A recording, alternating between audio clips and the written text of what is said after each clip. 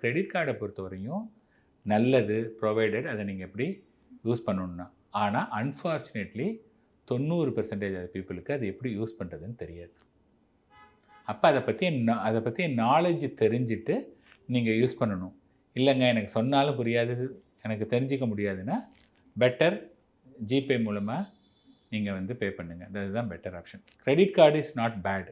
யாராவது பேடுன்னு சொன்னாங்கன்னா அவங்களுக்கு யூஸ் பண்ண தெரியல, அவ்வளோதான். ஏன்னா நிறைய விஷயத்துக்கு அவங்க உங்களுக்கு டிஸ்கவுண்ட் கொடுக்குறாங்க. நான் முன்னாடியே சொல்லியிருக்கேன், ஒரு இப்போ லேப்டாப் வாங்குறீங்க, 50,000 லேப்டாப் காசு கொடுத்தா 50,000 கொடுக்கணும்.